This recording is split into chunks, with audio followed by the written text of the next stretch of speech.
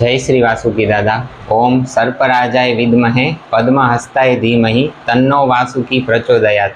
આજે શ્રાવણ વદ પાંચમ એટલે કે નાગપંચમી આપણા ગામધણી થાન ચોવીસીના મહારાજાધિરાજ એવા વાસુકી દાદાની પ્રાગટ્ય તિથિ છે અને આખા ગામમાં આનંદ મેળો અને એમ ગણો કે જાણે ઉત્સવ આખા ગામમાં દરેકના ઘરે ઉત્સવ હોય એવો આખા થાનગઢમાં થાન ફરતા થાન ચોવીસીમાં માહોલ છે। ત્યારે આજે વહેલી સવારથી એટલે કે આમ તો મોડી રાતથી જ તે 3 વાગ્યાથી લોકો દર્શન કરવા દંડવત કરતા જે કંઈ એમની માનતા હોય પૂરી કરવા દાદાના દરબારમાં હાજર થવા માંડ્યા હતા।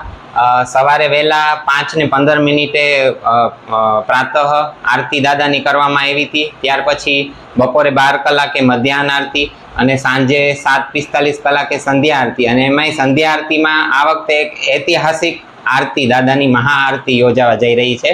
એટલા માટે કેમ કે લોકો તો દાદાના દર્શન કરવા માટે આરતીમાં કાયમ આવતા જ હોય છે, પણ આ વખતે જે દાદાની આરતી સંધ્યા ટાઈમે થઈ છે એ ખૂબ ભવ્ય અને ઐતિહાસિક હશે। એટલા માટે કે દાદાનો જે ધ્વજદંડ છે એના ઉપર આખા ફુવારાથી ડેકોરેશન થાય એવા દ્રશ્યો સર્જાય છે।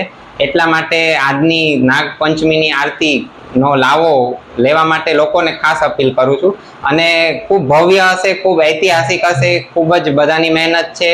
અમારો મંદિરનો સ્ટાફ, મારા ભાઈશ્રી મોટા ભાઈશ્રી પ્રશાંતગીરી બાપુ, અમારા વાઘજીભાઈ તથા સમસ્ત સેવકગણોનો આમાં ખૂબ જ યોગદાન છે અને આ પ્રસંગને ખૂબ ધામધૂમથી આ દાદાની કૃપાથી આજે ઉજવાઈ રહ્યો છે અને આજનો માહોલ અલૌકિક જ છે।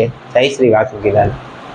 આજે નાગપાંચમનો જે ઉત્સવ છે એ મહોત્સવ તરીકે થાનગઢ માટે એક ધન્ય ઘડી અને ધાન્ય ભાગ જેવો અવસર છે, કેમ કે લોક દેવતા તરીકે અને 18 વર્ણમાં પૂજાતા ધાધલોના ઈષ્ટદેવ શ્રી નાગ દેવતાનો જે ઇતિહાસ છે, એક જૂની કહેવત છે કે જ્યારે કોઈ થાનથી બહારગામ જતું ત્યારે એમ કે ક્યાંના છો, એટલે કે બાપનું થાન। તો એ બાપનું થાન એટલે કે કહેવાનો મતલબ હતો કે વાસુકી બાપાનું થાન। હવે નાગપાંચમીનો જે મહોત્સવ છે એ અનેરો એટલા માટે છે કે શ્રાવણ વદ પાંચમ આ મુખ્ય 3 પાંચમ આવે છે ચોમાસામાં, કારણ કે ત્યારે સર્પ ઉપદ્રવ હોય છે। તો આયુર્વેદ અને ઋષિમુનિઓએ જે નક્કી કરેલું કે એમની પ્રસન્નતા માટે જે ખેતલિયા દાદા તરીકે પણ જેમને બિરદાવવામાં આવે છે એ નાગ દેવતામાં વાસુકી નવકુળ નાગમાં મોટા ભાઈ ગણાય છે। બીજા નંબરે બાંડિયાબેલી છે। આ બાંડિયાબેલીની જગ્યા પણ વાસુકી જગ્યા તાબેની જ છે, કારણ કે એક ગુરુના 2 ચેલા, એક બાંડિયાબેલી સંભળતા ને એક અહીં સંભળતા। મન સુખદેવગીરી બાપુના સમયમાં જ્યારે નાગદાદાએ એમને પ્રસન્ન થઈને દર્શન દીધા અને અભયરાજસિંહને જ્યારે દર્શન દીધા ત્યારે એમણે એમ કીધું કે થાન ઉપર દાદા તને આશીર્વાદ આપે છે અને આ ચોવીસીના ધણી બનાવવા માગે છે। ત્યારે એમણે ચડાઈ કરી અને એ વખતે ગાદી સંભાળ્યા પછી એમણે વિચાર કર્યો કે નાગ દેવતાની કૃપાથી મને જે આ ગાદી મળી છે તો એ ગાદીના મુખ્ય જે રાજા છે એ તો વાસુકી દાદા છે।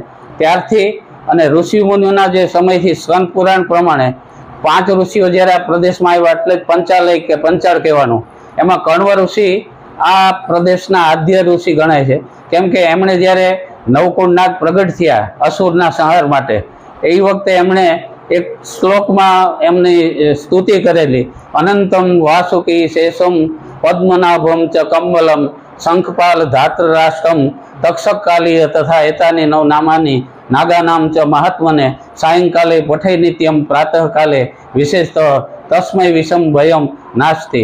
આ શ્લોક છે એ ખરેખર રામબાણ છે અને એના ઘણા પરચાય છે કે મને વ્યક્તિગત અનુભવ છે કે કોઈ પણ નાગ દોષ હોય, સર્પ દોષ હોય અથવા તો કોઈ પણ તમારા મનની મૂંઝવણ હોય તો આનું નાગપાંચમે તમે 900 વાર કે 9000 વાર એના જપ કરો તો તમને ઈચ્છિત ફળ આપે।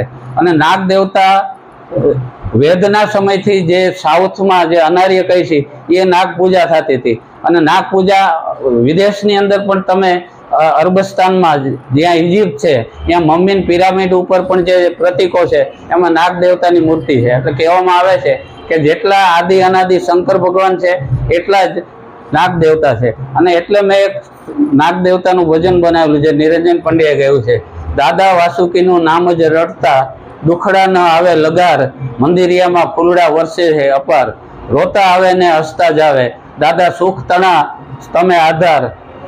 નાગ પાંચમે તમે પગટ્યા આપી ચોવીસીના કોલ દાદા તમે આપી ચોવીસીના કોલ ફૂલડા વર્ષે છે અપાર. જય વાસુકી દાદા.